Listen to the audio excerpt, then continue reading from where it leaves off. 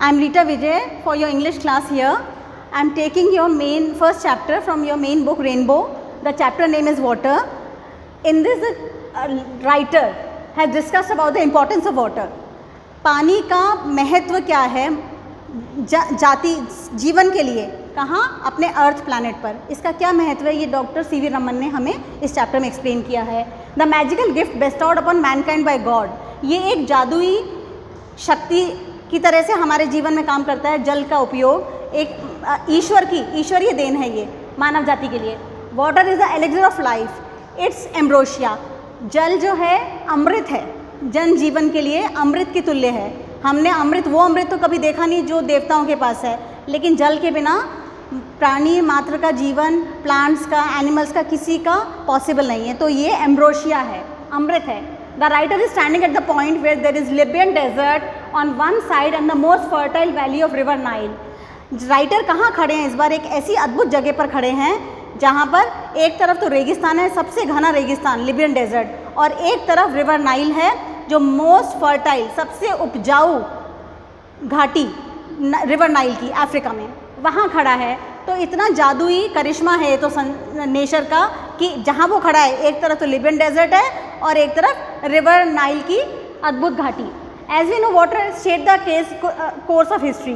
पानी ने, जल ने हमेशा इतिहास में अपनी एक महत्वपूर्ण जगह बना रखी है. जैसे कि पुरातन सभ्यता, एंशिएंट सिविलाइजेशन हमेशा पानी के आसपास ही बनी है. Ancient civilization developed around it. Water has miraculous properties.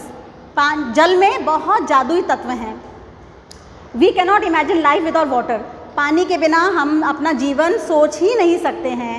It is the major source of energy after breath. ऊर्जा के जो स्तोत्र है उसमें सेकंड नंबर पे जल ही आता है.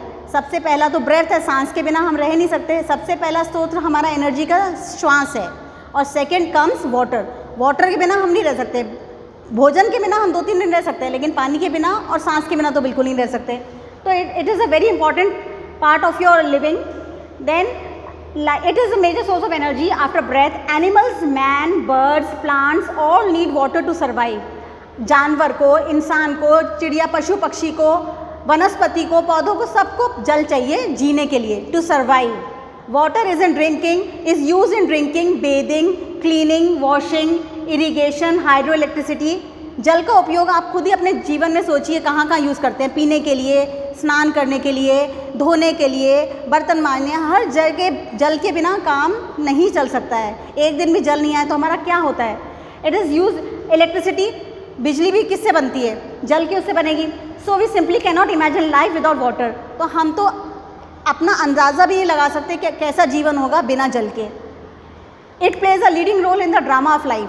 हमारे जो जीवन में जो सबसे बड़ा ड्रामा जो हमारा जीवन का चलता है सबका, उसमें जल के बिना कोई काम नहीं हो सकता है. It is the most spectacular thing on the face of the earth. सबसे अद्भुत चीज़ जो भगवान की है वो हम जल को कह सकते हैं. It even adds to the beauty of country side. ये कंट्री साइड, आसपास के जो हमारी जो गांव है, शहर है, उसके आसपास की ब्यूटी को भी ये बढ़ाता है जल. जैसे आपने देखा होगा झरने, पानी, नदियाँ, तालाब, आप हर जगह देखते होंगे, आप भी रुक जाते होंगे. In many places water is stored in tanks as in Mysore, and it is a beautiful sight at sunrise and sunset.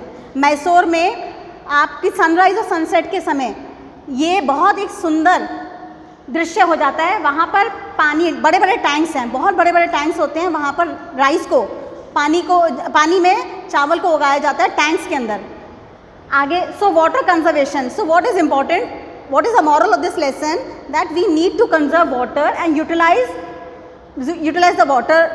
Because हमें अगर पानी को, जल को बचाएंगे नहीं, जल ही जीवन है, हमने अभी समझा, और हम जल को नहीं बचाएंगे तो हमारा जीवन संभव नहीं है.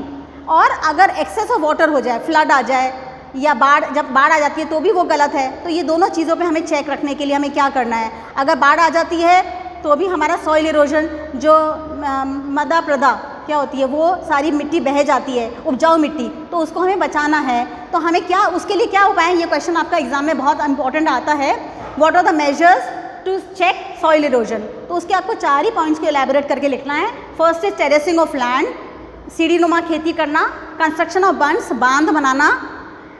प्रैक्टिसिंग कॉन्टूर कल्टीवेशन, टेढ़ी मेढ़ी खेती कौन सी कॉन्टूर कल्टीवेशन करना, and planting suitable type of vegetation, ऐसी वनस्पतियों और पेड़ों को लगाना जो पानी के मिट्टी को हमारे रोक के रखे, उपजाऊ मिट्टी बह नहीं जाए पानी के साथ। तो हमें ये चैप्टर से हमें यही मॉरल मिलता है कि we have to conserve water, we have to utilize water and we have to check soil erosion. So I think you can write in your own words also water. तो आपने सबको ही पता है कि वाटर के बारे में कुछ लिखने को बोला जाए तो आप लिख सकते हैं अपने उसमें बोर्ड में, this much is enough, and if it's a 7 marks question, 1 or 2 lines you can add on your own. I think this chapter is over according to me right now. We can elaborate and discuss when you come in the class. Thank you. Take care.